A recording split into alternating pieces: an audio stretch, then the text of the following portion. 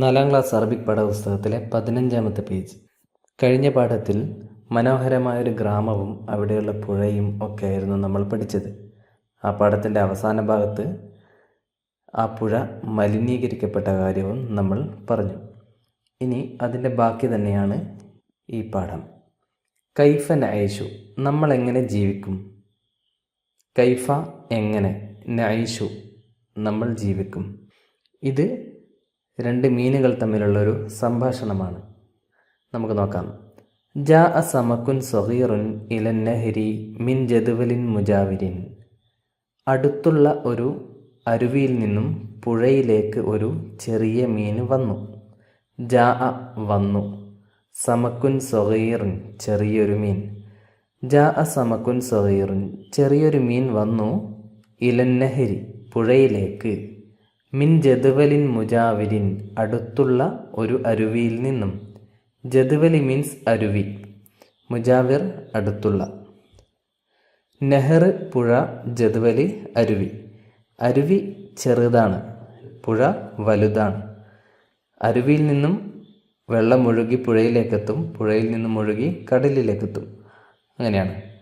അപ്പോൾ ഈ അരുവിയിൽ നിന്നും വെള്ളത്തോടൊപ്പം ആര് വന്നു? ഒരു ചെറിയ മീൻ എവിടേക്കെത്തി? പുഴയിലേക്കെത്തി.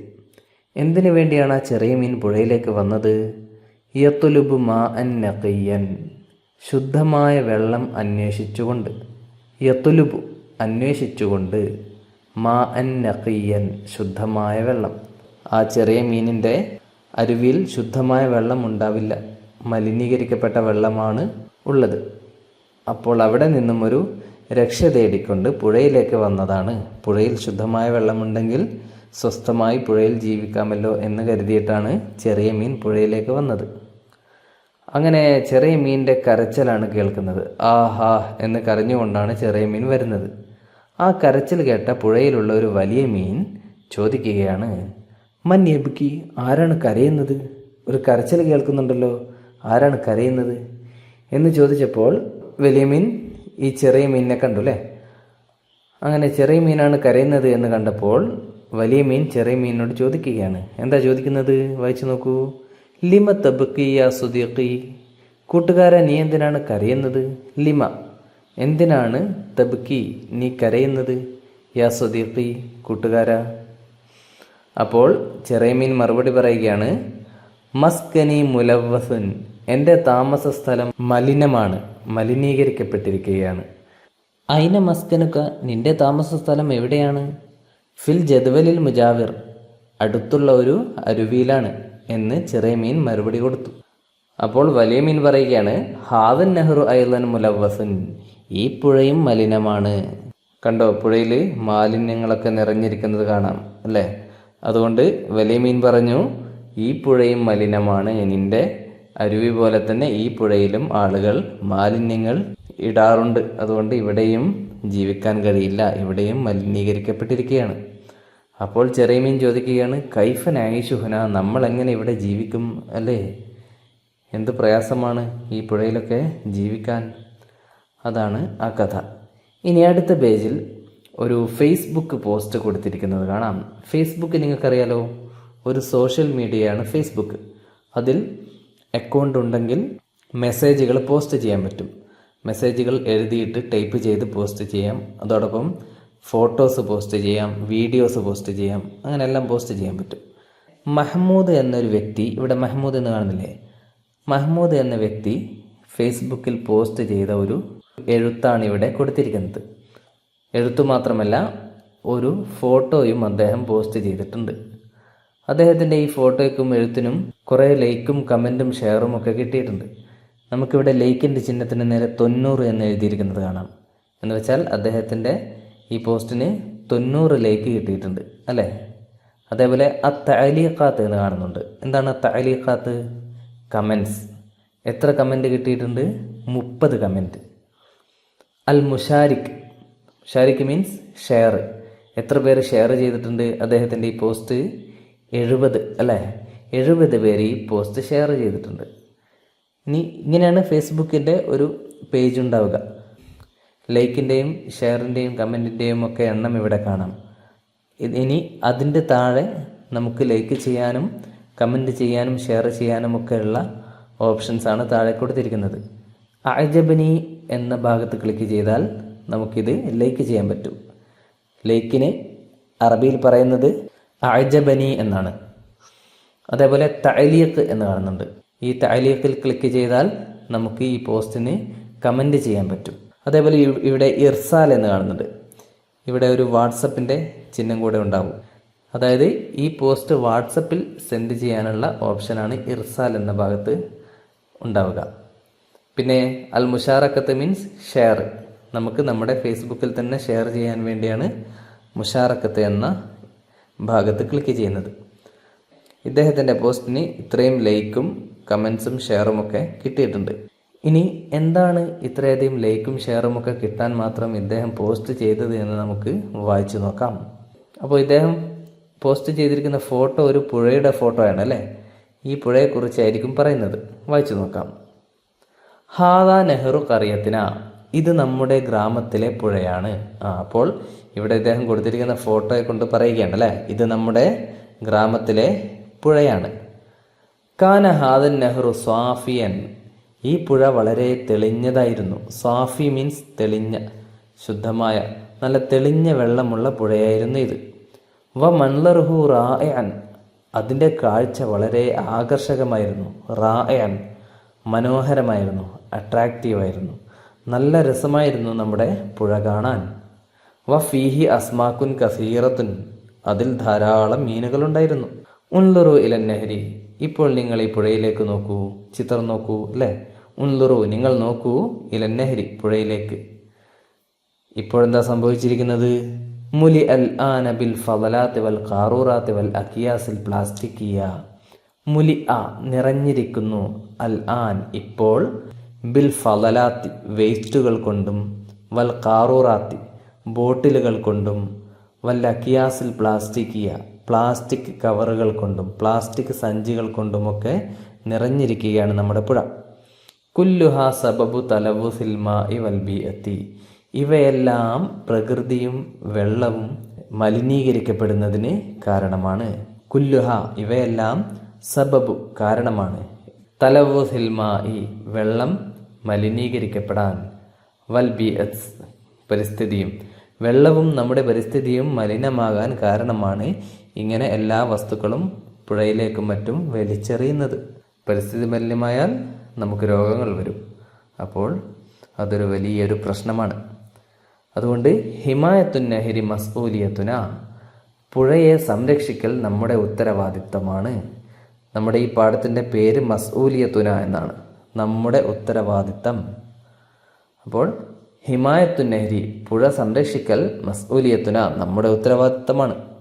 അൽ മാഉ അസാസു ഹയാത്തിന, വെള്ളം നമ്മുടെ ജീവിതത്തിൻ്റെ അടിസ്ഥാനമാണ്. അൽ മാഉ അസാസ്, വെള്ളം അസാസാണ്, അടിസ്ഥാനമാണ്. ഹയാത്തിന, നമ്മുടെ ജീവിതത്തിൻ്റെ. വെള്ളമില്ലെങ്കിൽ നമുക്ക് ജീവിക്കാൻ കഴിയുമോ? ഇല്ല. കൈഫ നഹ്ഫദു നഹറ വൽ ബിഅത്ത, പരിസ്ഥിതിയെയും പുഴയെയും നമ്മൾ എങ്ങനെ സംരക്ഷിക്കും? കൈഫ നഹ്ഫദു, എങ്ങനെ നമ്മൾ സംരക്ഷിക്കും? അന്നഹറ, പുഴയെ, വൽ ബിഅത്ത, പരിസ്ഥിതിയെ. ഇതാണ് മഹ്മൂദ് ഫേസ്ബുക്കിലിട്ട പോസ്റ്റ്. ഇതിനാണ് ഇത്രയും ലൈക്കും ഷെയറും കമൻറ്റും ഒക്കെ കിട്ടിയിരിക്കുന്നത്. ഇനി നമുക്ക് ഇതിന് വന്ന ചില കമൻറ്റുകൾ വായിച്ചു നോക്കാം. റാഷിദ് അഹമ്മദ് എന്നയാൾ കമൻറ്റ് ചെയ്തിരിക്കുന്നത് എന്താണ്? ഉവാഫിഖു, ഐ അഗ്രി, ഞാൻ യോജിക്കുന്നു. ലം യക്കുൻ നെഹ്റുന ഹാക്കഥ, നമ്മുടെ പുഴ ഇതുപോലെയായിരുന്നില്ല എന്നാണ് റാഷിദ് അഹമ്മദ് എന്നയാൾ കമൻ്റ് ഇട്ടിരിക്കുന്നത്. ഈ കമൻറ്റിനും കിട്ടിയിട്ടുണ്ട് ലൈക്കുകൾ. എത്ര ലൈക്ക് കിട്ടിയിട്ടുണ്ട്? 70 ലൈക്കാണ് റാഷിദ് അഹമ്മദിൻ്റെ ഈ കമൻറ്റിന് കിട്ടിയിരിക്കുന്നത്. അടുത്ത ആൾ മാത്യു എന്നയാളാണ് കമൻറ്റ് ചെയ്തിരിക്കുന്നത്. അദ്ദേഹം എന്താണ് കമൻറ്റ് ചെയ്തത്? നർജു ഹല്ലൻ ലിഹാദിഹിൽ മുഷ്കില, ഈ പ്രശ്നത്തിനൊരു പരിഹാരം വേണം.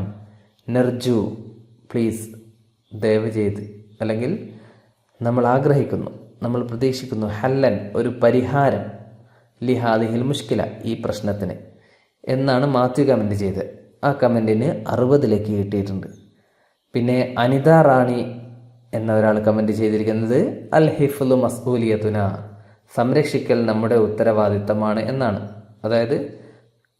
പുഴ സംരക്ഷിക്കൽ നമ്മുടെ ഉത്തരവാദിത്തമാണ്.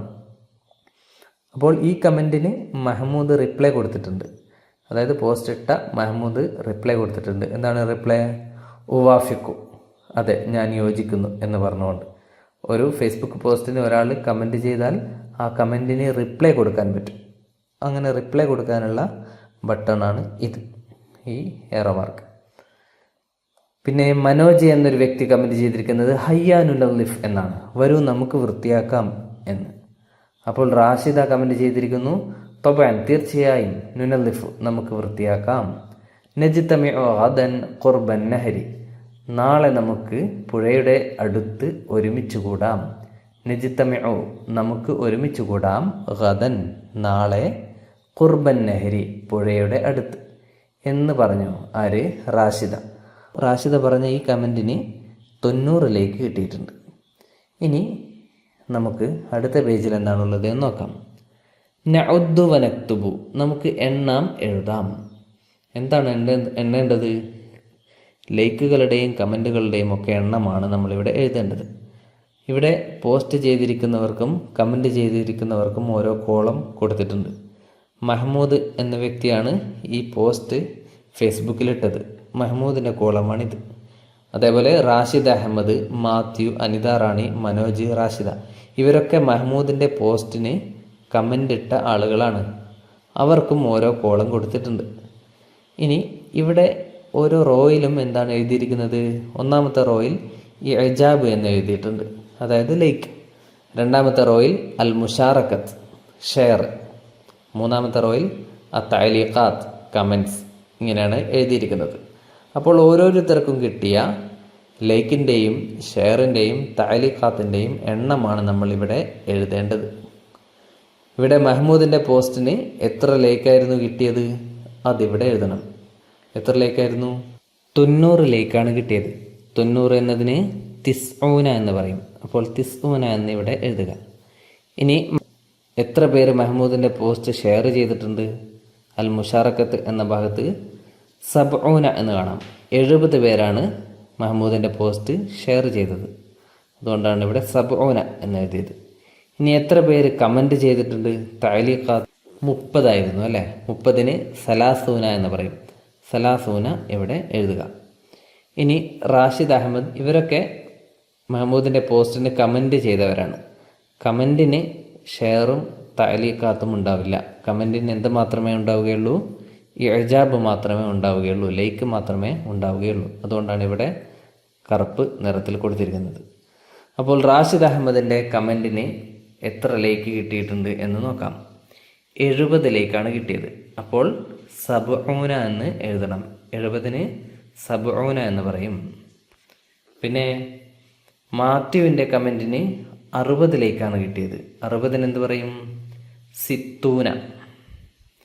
അനിത റാണിയുടെ കമൻറ്റിന് 80 ലൈക്ക് കിട്ടിയിട്ടുണ്ട്. 80ന് സമാനൂന. മനോജിൻ്റെ കമൻറ്റിനോ 50 ലൈക്കാണ് കിട്ടിയത്. 50ന് ഹംസൂന. റാഷിദയുടെ കമൻറ്റിന് 90 ലൈക്ക് കിട്ടിയിട്ടുണ്ട്. 90ന് തിസ്ഊന. ഇങ്ങനെ എഴുതുക. ഇനി നഖ്റഉൽ മുഹാത്തഫ, നമുക്ക് ടെലിഫോൺ കോൾ വായിക്കാം. ഈ ഫേസ്ബുക്ക് പോസ്റ്റിനടിയിൽ കമൻറ്റ് ചെയ്ത 2 പേർ തമ്മിലുള്ള ടെലിഫോൺ സംഭാഷണമാണ് ഇവിടെ കൊടുത്തിരിക്കുന്നത്. ആരൊക്കെ തമ്മിലാണ് ഫോൺ സംഭാഷണം നടത്തുന്നത്?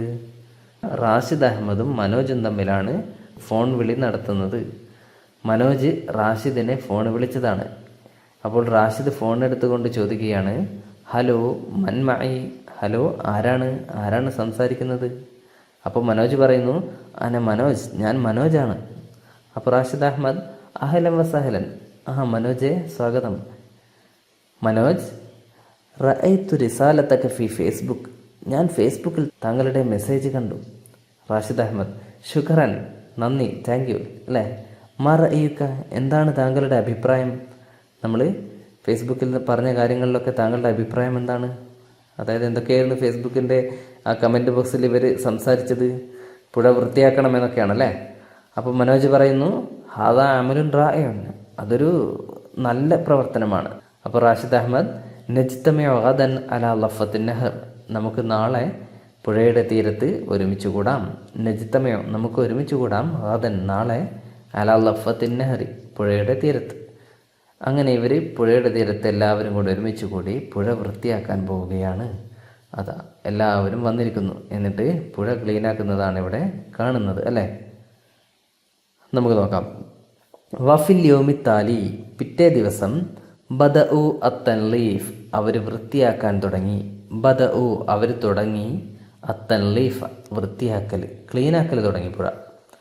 ഷാറക്ക ഫീഹിൽ കിബാർ വസ്സിഗാർ വരിജാൽ വന്നിസാ വത്തുല്ലാബ് വത്താലിബാത്ത് വിദ്യാർത്ഥിനികളും വിദ്യാർത്ഥികളും സ്ത്രീകളും പുരുഷന്മാരും കുട്ടികളും വലിയവരും ഒക്കെ അതിൽ പങ്കെടുത്തു. ഷാറക്ക പങ്കെടുത്തു, ഫീഹി അതിൽ, അതായത് പുഴ ക്ലീനാക്കുന്നതിൽ പങ്കെടുത്തു. അൽ കിബാറു വലിയവർ, വസ്സിഗാറു ചെറിയവർ, വരിജാലു പുരുഷന്മാർ, വന്നിസാഉ സ്ത്രീകൾ, വത്തുല്ലാബു വിദ്യാർത്ഥികൾ, വത്വാലിബാത്തു വിദ്യാർത്ഥിനികൾ.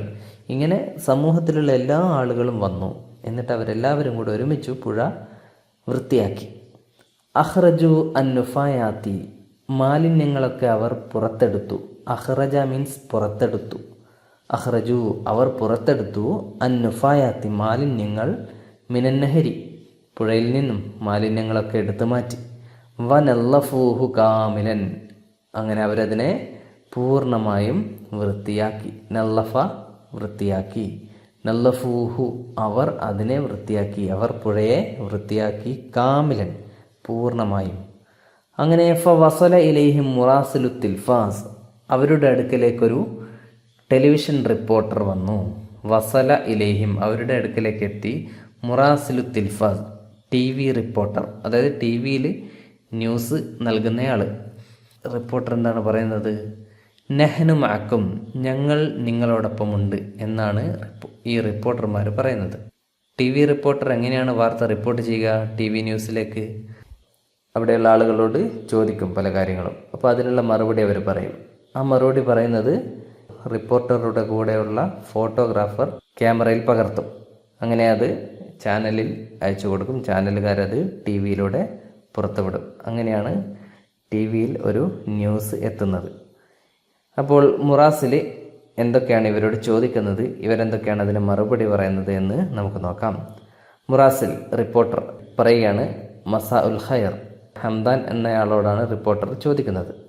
മുറാസിൽ കൈഫ ഇജ്തമഅതും ലി തൻലീഫിൻ നഹരി നിങ്ങൾ എങ്ങനെയാണ് പുഴ വൃത്തിയാക്കുന്നതിന് വേണ്ടി ഒരുമിച്ച് കൂടിയത്?